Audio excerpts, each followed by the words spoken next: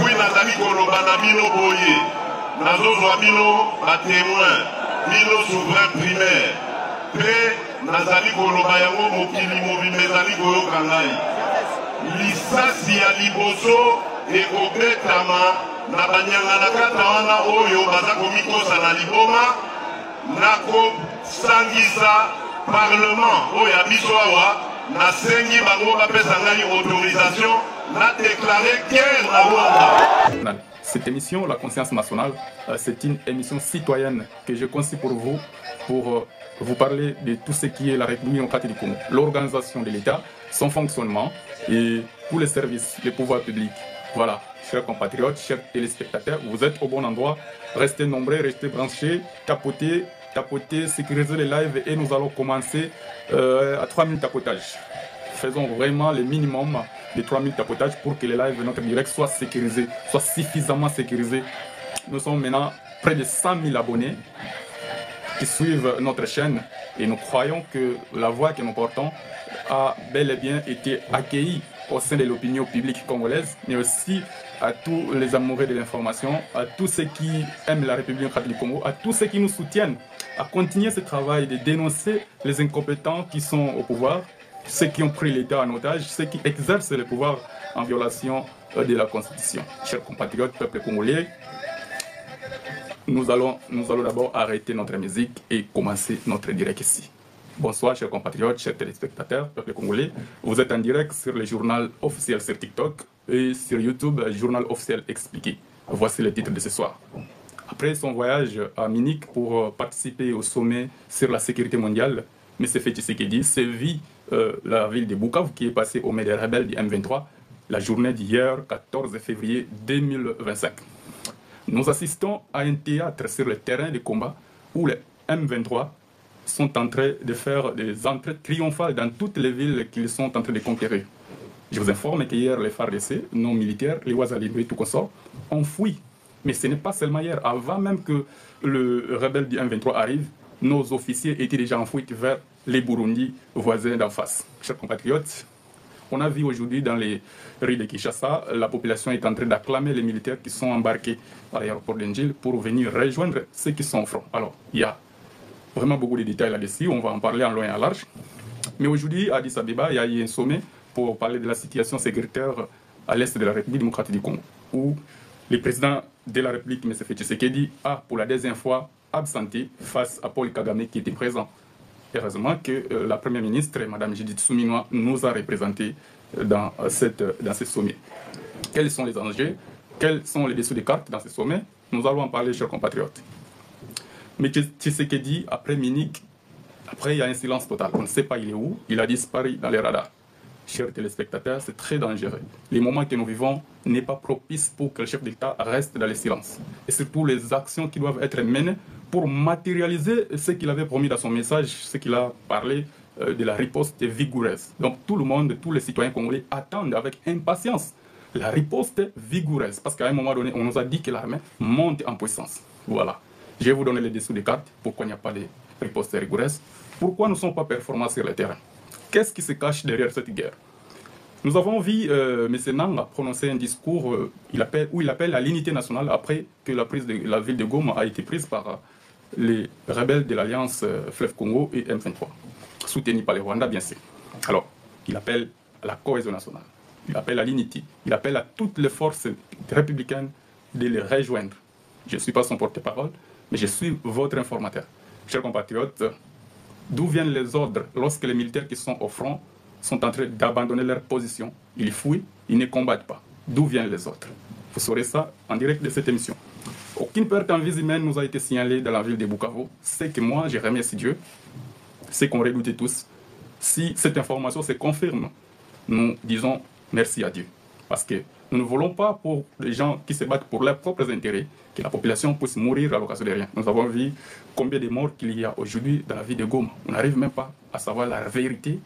Combien de personnes sont réellement mortes dans la ville de Goma. Et on se rend compte que le bilan de 3000 morts qui nous a été annoncé peut être tout à fait fausse. Donc nous allons suivre la situation de près par rapport aux agences humanitaires qui sont sur place, où on nous signale qu'à Goma, les hôpitaux sont toujours débordés et que les aides tardent à arriver suite l'aéroport de Goma est toujours fermé.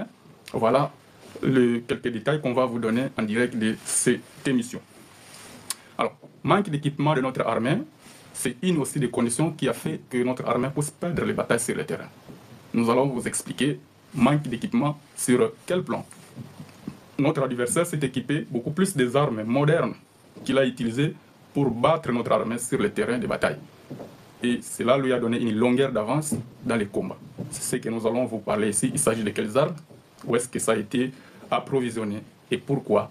Nous avons les mêmes partenaires entre la République démocratique du Congo et le Rwanda. On se pose des questions ici. Pourquoi le Rwanda se procure des armes de pointe, mais que la RDC ne se procure pas des armes de pointe. Mais pourtant, quand vous voyez notre budget, nous avons un budget de 18 milliards. Le Rwanda a un petit budget de 5 milliards. Ça, je vous l'informe officiellement. Vous pouvez vérifier. Donc ici, sur le plan déjà ressources humaines, nous savons que le Rwanda ne peut pas vraiment se mettre à côté de la République du Congo. Nous sommes un très grand pays. Nous avons la possibilité d'avoir une armée même de 1 million de personnes. Donc ici, on se pose vraiment beaucoup de questions. Qu'est-ce qui se passe? Manque d'organisation? Est-ce que manque d'équipement? Est-ce que, voilà, toutes les questions qui sont attachées, nous allons y en parler. Les soldats, au fond, manquent de rations. Il manque aussi des matériels roulants. Nous avons vu les images qui nous sont arrivées, les vidéos où les militaires eux-mêmes déclarent qu'ils ont laissé leur position à Kavumu pour rentrer à Bukavu à pied. Alors, de Kavumu à Bukavu, c'est plus de 25 km. Comment un militaire qui est censé se battre au front, déjà il n'a pas à manger, et qu'ils doivent retourner quand ils font des replis stratégiques pour laisser les localités aux rebelles, déjà ils n'ont pas de matériel roulant. Donc ils sont déjà à la merci de nos ennemis qui peuvent les capturer à tout moment. Voilà les dessous des cartes de cette guerre que nous sommes en train de vivre. Chers compatriotes, chers téléspectateurs, merci de suivre encore notre direct. Si vous voulez nous soutenir, notre chaîne s'appelle Journal Officiel Expliqué sur YouTube. Quand vous y entrez, vous trouverez toute la base de données de nos émissions qu'on fait sur TikTok. Nous sommes en direct maintenant pour suivre cette émission. Cette émission s'intitule La conscience nationale. C'est quoi la conscience nationale? La conscience nationale, c'est cette attitude qui fait que les citoyens, congolais particulièrement, dont moi je suis un de vos citoyens, donc si nous sommes conscients, avec cette émission La conscience nationale, ça va nous permettre, nous les citoyens congolais, d'être conscients des enjeux d'aujourd'hui, de jouer le rôle qui est le nôtre pour sortir notre pays dans les gouffres. Vous imaginez, nos ancêtres se sont bâtis lorsque nos pays étaient sous la colonisation. Mais nous sommes ces enfants qui sont nés lorsque les pays sont déjà soi-disant indépendants. Mais qu'est-ce que nous faisons de cette indépendance? Regardez ce qui se passe dans notre pays depuis 1960 jusqu'à nos jours. Donc on est en train de tourner en rond, on ne fait absolument rien. Alors qu'il y a une adage qui nous dit que chaque génération doit identifier sa mission, soit l'accomplir ou soit la trahir. Alors, chers compatriotes, chers téléspectateurs, quelle est la mission qui est la nôtre? Voilà pourquoi je vais avec cette émission qui est la conscience nationale. Parce que nombreux parmi nous ne connaissent pas l'organisation de l'État, son fonctionnement. Mon rôle, avec ma petite expérience au sein de l'administration publique congolaise et au sein des institutions, j'essaie de vous apporter avec beaucoup d'éclaircissements, avec beaucoup de détails, des dessous des cartes, avec beaucoup de révélations, parce que nous avons des gens qui nous informent sur la situation chaotique dans l'administration publique, au sein des institutions, mais aussi au sein de l'appareil sécuritaire de l'État qui est censé nous sécuriser et qui est censé nous défendre. Donc si les choses allaient mieux, on n'allait pas venir pour vous parler de la conscience nationale. Il faut qu'on soit conscient et qu'on sache au moment où les choses ne marchent pas, qu'est-ce que nous devons faire. Nous ne devons rien faire, chers compatriotes, sans tenir compte de la loi fondamentale qui réglemente l'organisation et le fonctionnement de notre pays. Cette constitution de 2006 révisée en 2011. Voilà, chers compatriotes, pour la petite histoire, pour comprendre cette émission, la conscience nationale. Et nous entrons dans notre premier sujet, qui est le voyage du président de la République. Pour ceux qui ont l'habitude de me suivre, ou bien de suivre mes posts sur TikTok, que ce soit YouTube, je l'ai toujours dit, nous avons remarqué quelque chose. Le président voyage pour le Qatar, Massissi tombe aux rebelles. Deuxièmement, le président voyage à Davos en Suisse, Sake passe au mai du M23. Cette fois-ci, le président voyage à Munich. La situation était déjà alarmante, confuse sur le terrain, et était déjà à notre désavantage. Mais celui qui est le commandant suprême a une fois de plus préféré, privilégié, voyager. Et cette fois-ci, c'est Bukavu qui tombe. C'est la deuxième province qui tombe et qui passe au mai des rebelles de l'Alliance Fleuve Atlantique et M23 soutenu bien sûr par les Rwandais, chers compatriotes, chers téléspectateurs. Mais qu'est-ce qui se cache derrière ce vide que le chef de l'État laisse à chaque fois qu'il voyage et que le M23 récupère des grands territoires? Qu'est-ce qui se cache derrière ce vide? Fachi doit être clair avec le peuple congolais. Si lui, il n'est pas clair avec nous, c'est à nous de comprendre. Voilà pourquoi j'amène cette émission qui s'appelle La Conscience Nationale. C'est à nous de comprendre. Ceux qui me suivent sur Facebook, allez-y, mon nom, ma page s'appelle Emmanuel Mbungu. Quand vous tapez, vous verrez ma figure certainement, mais j'ai mis la photo de Goma. Vous allez comprendre, j'ai publié tout ça sur Facebook. Le président de la République, lorsqu'il a failli à ses devoirs, la Cour constitutionnelle doit les rappeler, doit les destituer pour haute trahison. Parce que les actes qu'il est en train de poser là, ce sont des actes de haute trahison. À ce moment-ci, le président de la République, où on est en train de perdre des localités en localités de provinces et de grandes villes, le président devrait aller au front lui-même pour mobiliser les troupes, mais aussi pour commander l'armée. Cette armée où il est appelé à être le commandant suprême en vertu de l'article 83 de notre Constitution. Chers compatriotes, je vous dis qu'ici, je n'invente rien sur ce que je viens de vous dire. Je suis juste d'utiliser, je suis juste en train de vulgariser ce qui est le contenu de notre Constitution, celle que Chilombo a jetée en pâture. Vous imaginez? Donc si on jette déjà la Constitution, on ne sait pas, on va diriger le pays avec quoi? Est-ce qu'on peut diriger un pays avec la Bible? Non. Notre Bible en tant que nation, ça s'appelle la Constitution. Voilà pourquoi ici j'ai dit, article 83, il dispose que le président de la République est le commandant suprême des forces armées. Mais c'est quoi un commandant suprême des forces armées? C'est celui-là qui est le chef de tous les commandants. Vous imaginez, nous avons un grand territoire à surveiller, nous avons beaucoup de militaires, nous avons beaucoup de commandants, généraux et colonels. Donc ça veut dire que au-dessus de tous ces généraux, on a celui qu'on appelle M. Félix Tshisekedi, qui est également le chef de l'État. C'est celui-là qui est le commandant de tous ces généraux. Au moment où ces généraux sont en train d'échouer sur le champ de bataille, la Constitution demande au commandant suprême, M. Félix Tshisekedi, d'aller sur le front et de commander les troupes, de sortir un plan de bataille et de gagner la guerre. Mobutu a fait la même chose, vous pouvez vérifier. Kabila, le père, a fait la même chose, vous pouvez vérifier, les images sont là. Kabila, le fils, a fait la même chose. Sauf Kasavubu qui n'a pas fait et Félix qui n'a pas fait. Ici, ça commence à me montrer comme si la RDC vit les enjeux où le pays craint la balkanisation. Je me sens comme si ce pays ne doit être dirigé que par des soldats, par des militaires. Parce que tous les trois que j'ai cités qui sont allés au front au moment où le pays était en guerre sont des militaires. Et Kasavubu qui n'est pas militaire, qui est passé démocratiquement, il n'était pas militaire, il n'est jamais allé au front. Nous avons tous vu même dans le film de Lumumba, leur avion n'était pas autorisé à atterrir au Katanga où il y avait des mutineries. C'est la même chose maintenant avec Tshisekedi. Il ne peut pas aller au front, il ne peut pas enfiler la tenue, il ne peut pas commander l'armée. Alors qu'on nous dit, on nous signale qu'il y a toujours des fuites avant que chaque ville tombe. Donc il y avait des fuites à Kavumu. Il n'y a même pas eu de combat à Kavumu. Et à Kavumu d'ailleurs, je suis désolé, c'est là où on a enregistré plusieurs pertes en vie humaine. Mais là, ça ne concerne pas les populations civiles, mais ça concerne bien sûr les Wazalendo et nos soldats de FARDC. Pourquoi? Parce que certains parmi eux ont fui. Mais surtout les Wazalendo, ils n'ont pas fui, ils n'ont pas voulu fuir. Parce que dans cette guerre, chers compatriotes, vous devez savoir que les Wazalendo sont beaucoup plus impliqués que nos FARDC. Et vous ne savez pas pourquoi les Wazalendo sont beaucoup plus impliqués. Il y a un sous-bassement là-dessus.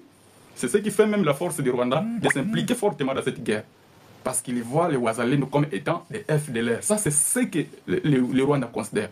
Mais nous considérons les Wazalendo comme des patriotes. Déjà, le mot l'indique très bien, Wazalendo, qui veut dire patriote. Mais les Rwandais, pour lui, il ne voit pas Wazalendo. Lui, il voit directement FDLR. Il les accuse d'être des FDLR. Ça, je ne confirme pas l'information. Mais je donne les faits tels que cela est énoncé. C'est-à-dire qu'il y a des craintes là-dessus pour les Wazalendo, pour se dire que non, si ce pays est pris par ces gens, la coalition AFC et M23, derrière eux, il y a les Rwandais. Donc, nous serons vraiment en danger. Les Wazalendo se disent que nous devons nous battre à tout prix pour que nous ne soyons pas gouvernés, dirigés, colonisés par des Rwandais. Pourquoi? Parce qu'eux, ils comprennent l'enjeu. Mais nos FARDC, je ne sais pas. Ils comprennent, ils sont complices, je ne sais pas. Alors, il y a un problème.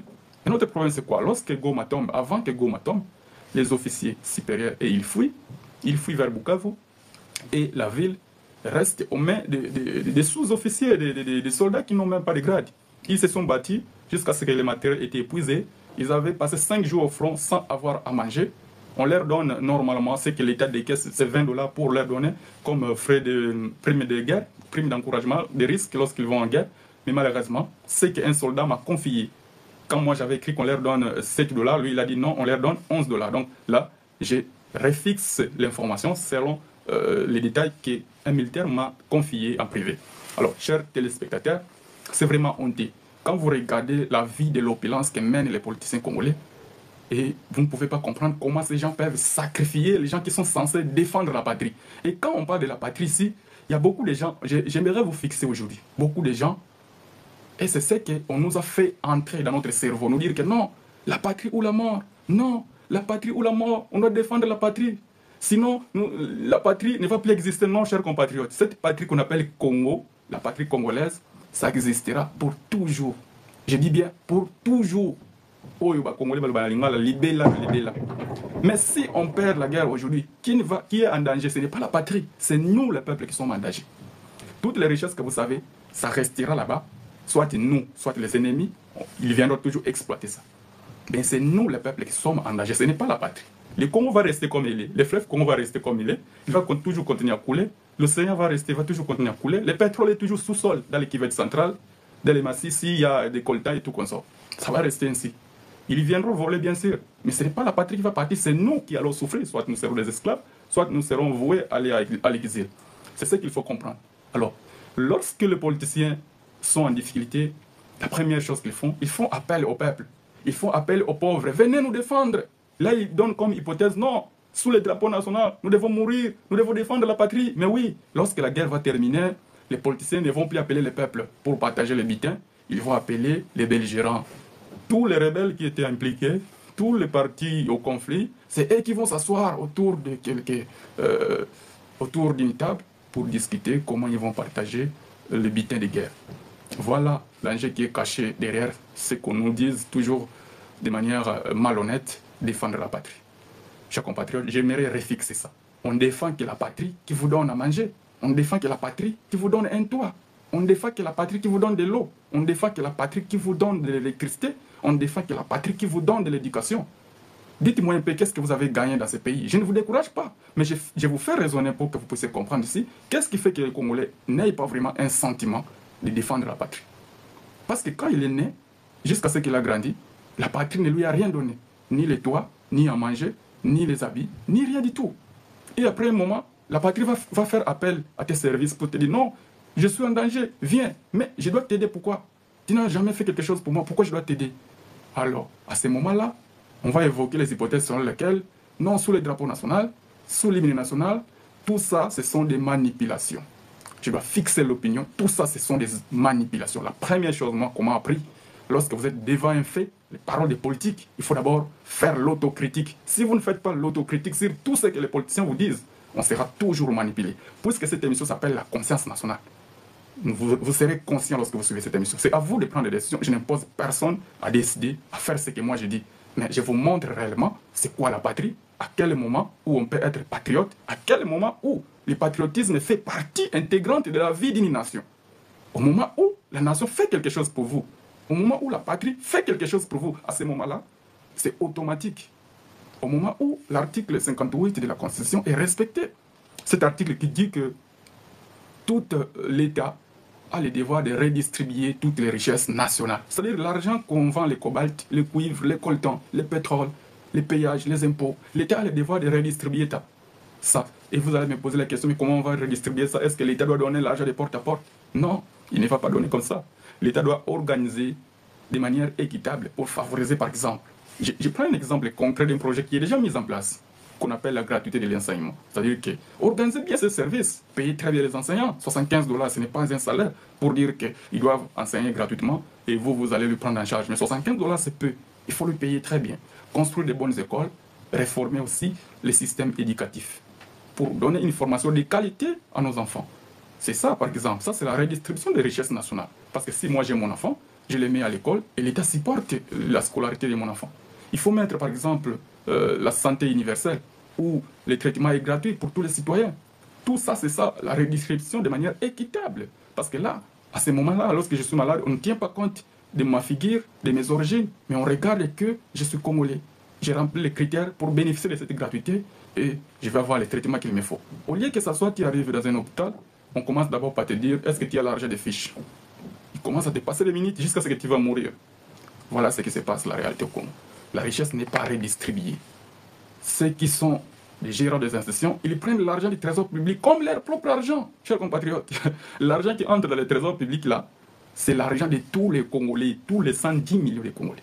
Raison pour laquelle vous voyez que même si vous n'avez pas l'accès à la santé gratuite, vous n'avez pas... Donc l'État a toujours le devoir de faire quelque chose qui puisse faire que tous les Congolais bénéficient de cet argent. Par exemple, construire des routes.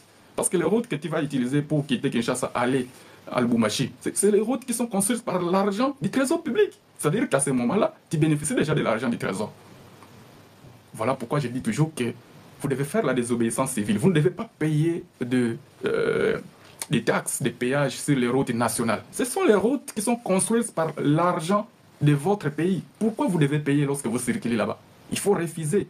Nous avons beaucoup de richesses au Congo. Les politiciens s'enrichissent tellement trop. Nous ne devons pas les enrichir encore de manière abusive jusqu'à payer encore des taxes, des péages. C'est ça la réalité, chers compatriotes. Parce que lorsqu'on paye les taxes et les péages, ça signifie quoi? Ça signifie que cet argent doit servir à construire de nouvelles routes ou bien entretenir aussi l'ancienne route. Mais quand vous voyez vos routes, ce n'est même pas entretenu. Et les nouvelles routes ne sont même pas construites. Voilà la situation dont nous vivons. Donc, nous n'allons pas nous éterniser sur ces points-là. Nous prenons directement le troisième point. Nous avons assisté aujourd'hui, pour ceux qui vont suivre ce direct sur YouTube, journal officiel expliqué, ça sera posté juste 2 heures après cette émission, juste pour me permettre le temps de les traiter tout comme ça. Je vais superposer la vidéo où nos militaires sont en train d'aller au front, mais dans les rues de Kinshasa, ils sont ovationnés, applaudis par la population, des encouragements. Vraiment, ça a été super sensible. Et même quand vous entrez sur ma page, cette page journal officiel sur TikTok, vous verrez bien sûr cette vidéo, je viens de la poster avant même le début de cette émission. Donc, il y a un paradoxe là-dessus. Nous avons tous vu, il y a des vidéos, vous pouvez entrer même dans ma page, je l'ai publié. Nos militaires qui étaient à Bukavu, qui sont en train de quitter Bukavu. Moi, j'ai félicité cette décision sage, j'appelle ça une décision sage, où les militaires ne se sont pas battus en pleine ville de Bukavu. Parce que pour moi, s'ils doivent se battre, ils devraient déjà s'interposer aux rebelles avant Bukavu. Mais ils ne l'ont pas fait. Ils ont replié jusqu'à Bukavu. Au dernier moment, ils ont pris la décision de quitter Bukavu et laisser l'ennemi entrer. C'est vrai, l'ennemi est entré, mais pour moi, lorsqu'il n'y a pas de perte en vie humaine, comme ça s'est passé à Goma, c'est déjà un pas. Mais jusqu'où nous allons nous arriver, où les militaires vont continuer à faire des replis stratégiques, céder des territoires et des grands territoires. Maintenant, ils ont des provinces à gérer.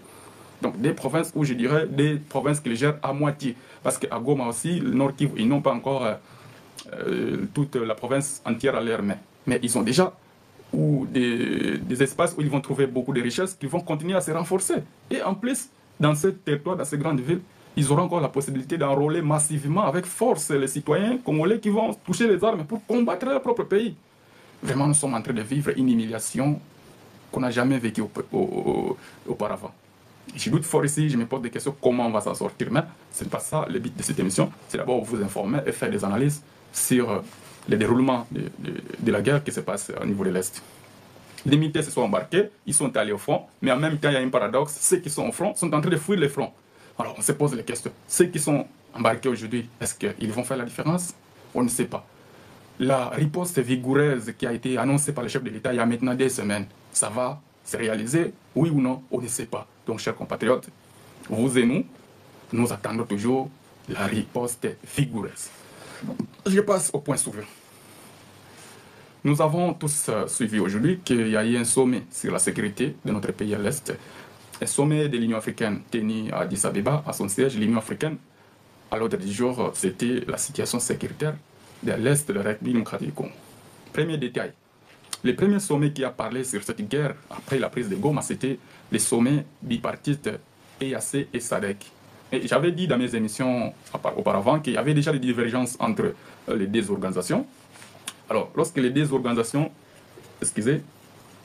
lorsqu'ils se sont vus qu'ils ont des divergences, ils se sont entendus d'organiser un sommet commun qui va aider tout le monde à exposer ses points de vue et enfin de débattre sur la question, d'avoir une position soit commune, faire une déclaration soit commune. Alors, ce sommet s'est tenu avec beaucoup de contraintes. Le président Kagame était présent, le président Félix Tshisekedi était absent. Chers compatriotes, je vais vous montrer ici comment nous sommes en train de perdre les batailles au niveau sous-régional. Quand je parle sous-régional, c'est-à-dire au niveau de l'Afrique, au niveau de la sous-région, au niveau des zones où nous faisons des communautés, où nous faisons partie intégrante, notamment la EAC, la SADC et l'Union africaine. M. Tshisekedi est absent déjà à Addis Abeba aujourd'hui, comme il était déjà absent à Tanzanie. Les résolutions qui seront prises aujourd'hui à Addis Abeba nous attendent toujours. Mais j'ai suivi, et je l'ai publié aussi sur ma page Facebook, Madame Judith Suminwa, qui était déjà dans la salle de ce sommet, pour participer à ce sommet. Son équipe de conférence, son équipe de presse plutôt, a été interdit de quitter l'hôtel où ils étaient logés. On les a interdits, aujourd'hui même ça s'est passé à Addis Abeba, on les interdit de quitter cet hôtel pour rejoindre Madame Suminwa à ce sommet de l'Union africaine. Alors l'inquiétude c'est quoi? C'est un langage diplomatique, ce n'est pas un détail des moindres, c'est un détail très important. C'est un détail qui montre que dans la politique, cette expression montre qu'on n'a plus besoin de vous, on vous considère déjà comme les passés. C'est comme si on vous considère comme des gens qui ne sont pas légitimes ou bien légaux de représenter le peuple congolais. C'est pour cela qu'ils ne veulent pas votre présence dans ces sommets. Lorsque l'équipe de presse de Mme Suminwa n'est pas permis d'accéder dans cette salle où s'est tenu le sommet, ça veut dire tout simplement qu'il n'y aura pas des images où Mme Suminwa participe à ce sommet. Des images qui sont produites par la presse qui lui accompagne.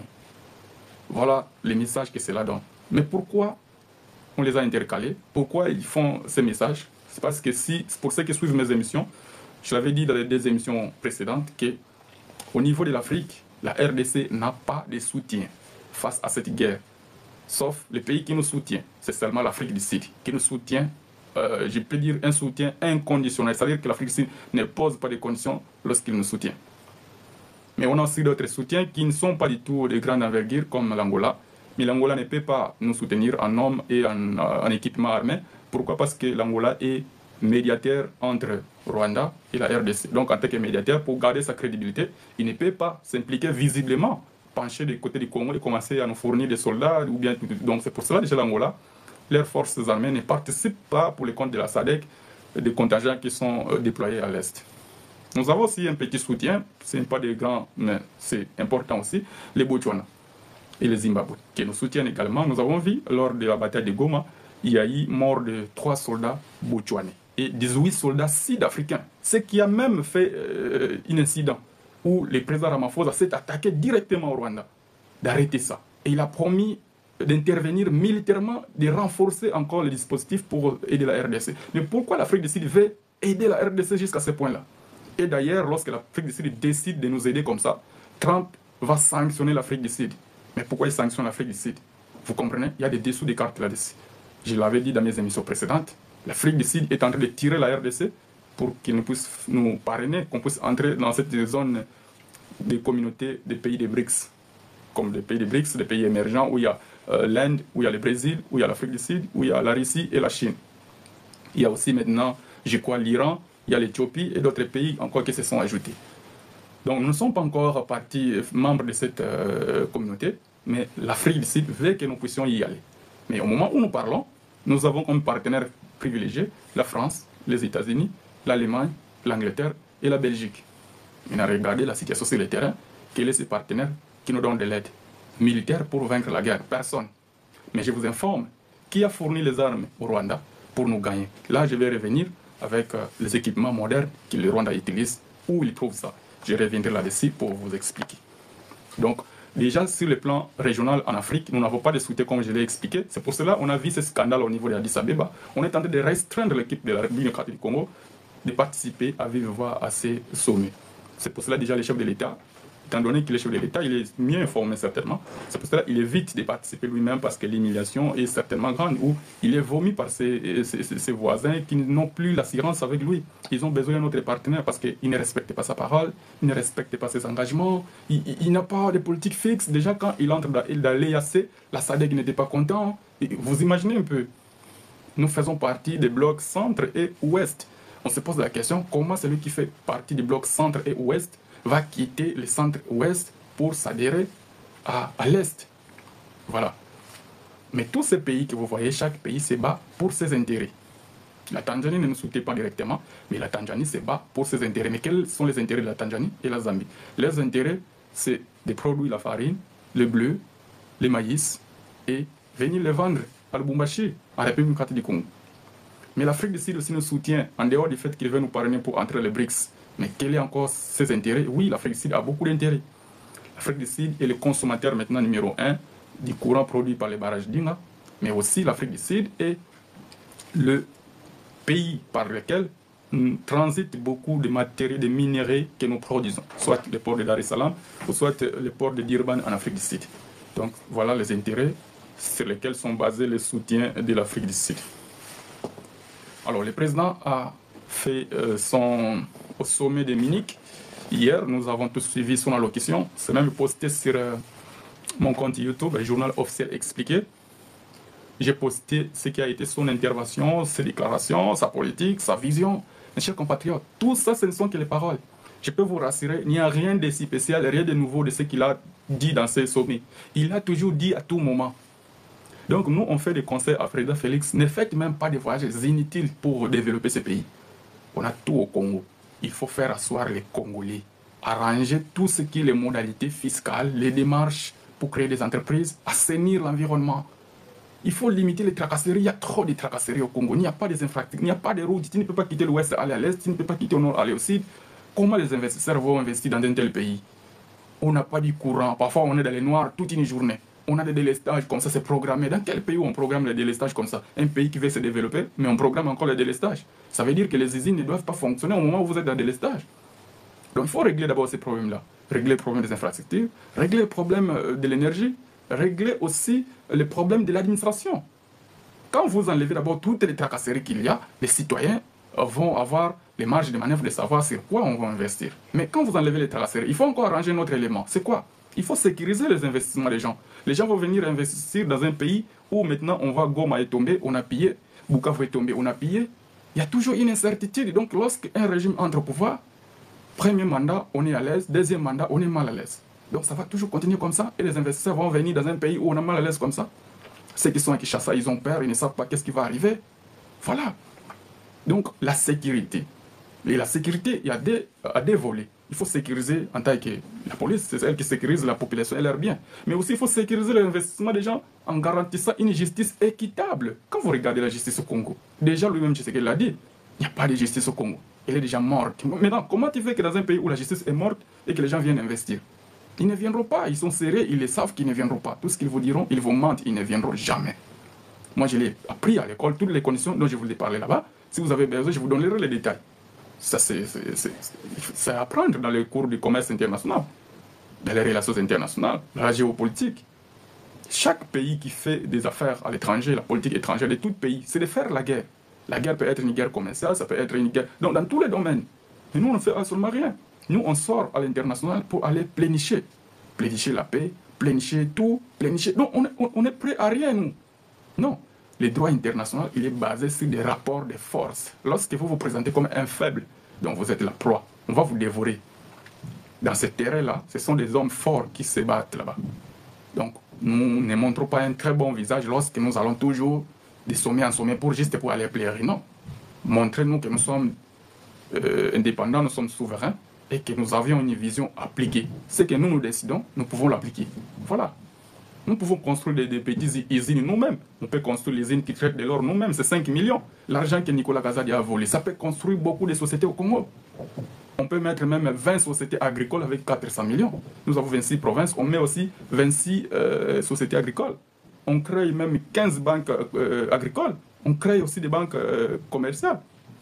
Pourquoi l'État ne peut pas s'organiser lorsque les citoyens n'investissent pas et lui-même aussi s'implique pour assumer les devoirs qui est le sien? Regardez même les transports dans la ville de Kinshasa déjà. Vous ne pouvez pas circuler d'un coin à l'autre librement lorsque vous avez une affaire à résoudre rapidement. Donc vous avez déjà des difficultés à circuler. Mais comment on va investir? Comment vous voulez qu'on puisse faire la croissance dans une telle ville? Une ville de millions de gens, de 17 millions d'habitants, on est incapable à construire les métros, on est incapable à mettre même les trams, ou bien les bus, transport, tout ça. Non, tout est en désordre. C'est une jungle lorsque vous regardez Kinshasa. C'est la seule capitale quand vous allez même à Gombe. Mais le bus c'est 207 € à Gombe. C'est quoi ça? C'est quoi ça, vraiment? C'est là où se trouve le siège des institutions. Il y a le président, il y a le premier ministre, il y a les sénateurs, il y a les ministres.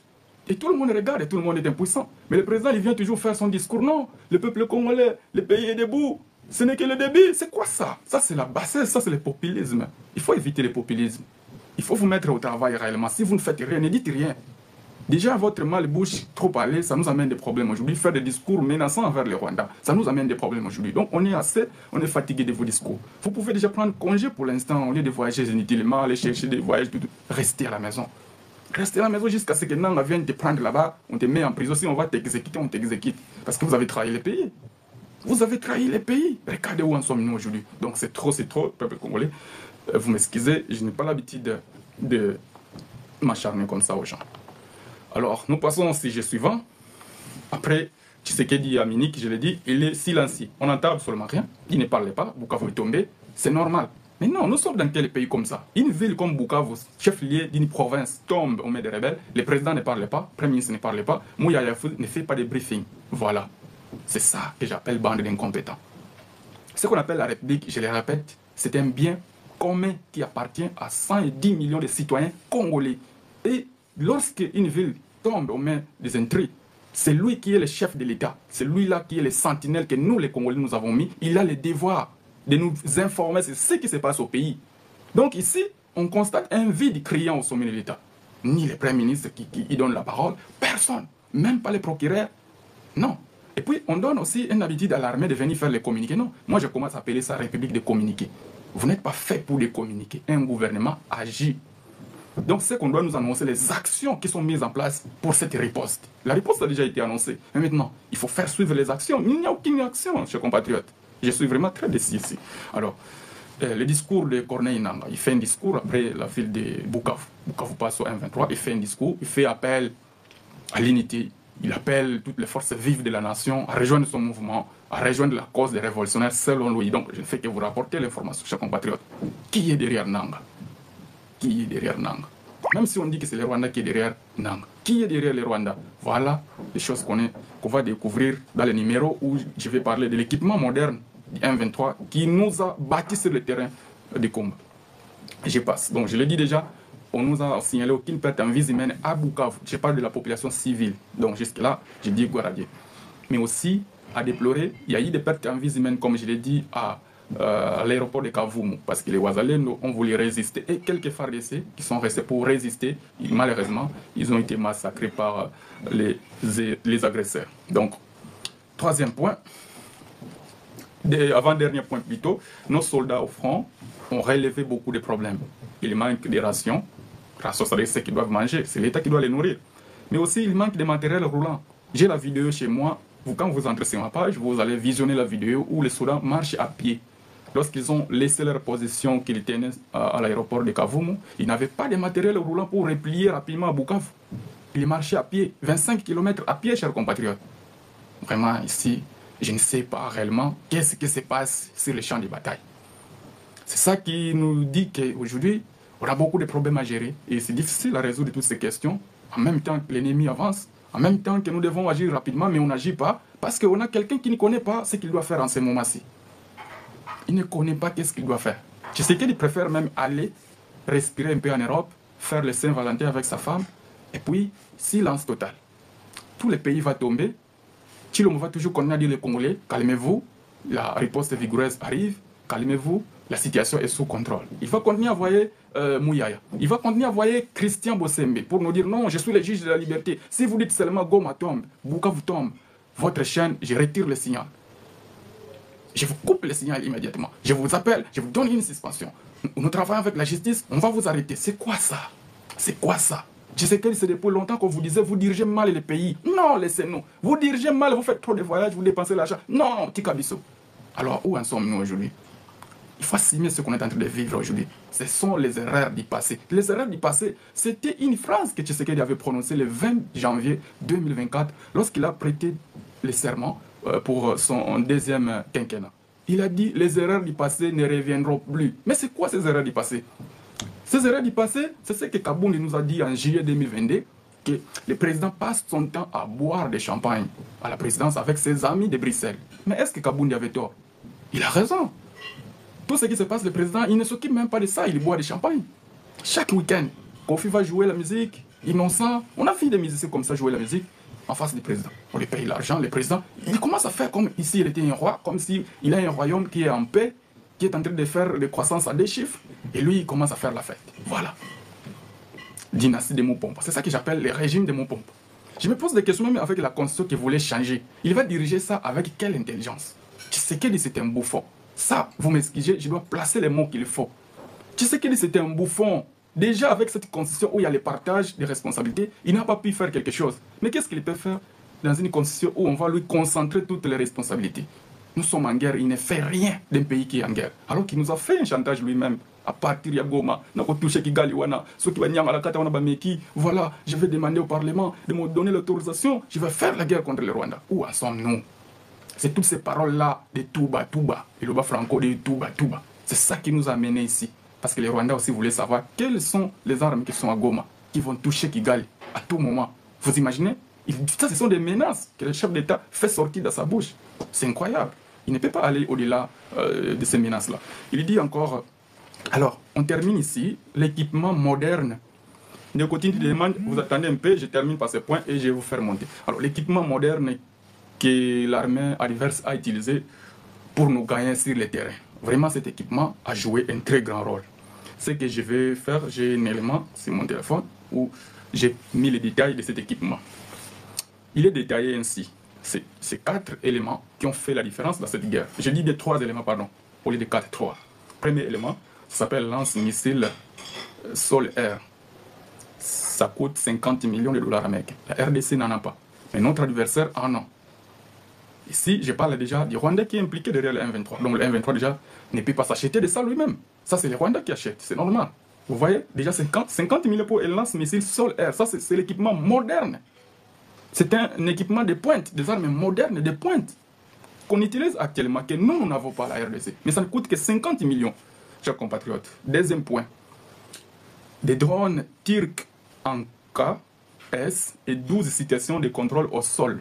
Les prix unitaires se descendent. Non, les 10 drones, dont le prix unitaire, c'est 29 millions. Donc pour 10 drones, c'est 290 millions de dollars américains.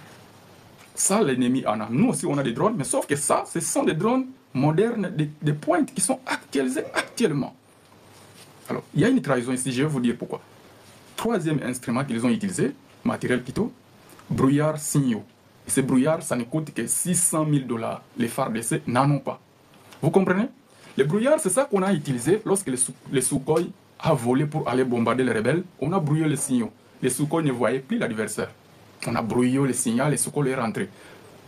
Les brouillards, c'est ça qu'on a utilisé lorsque l'armée sud-africaine était au front. Quand ils ont tenu Sake, ils étaient au front. Avant Goma, parce que vous savez que Sake est avant Goma. Ils ont tenu vraiment au front, mais ils étaient en difficulté.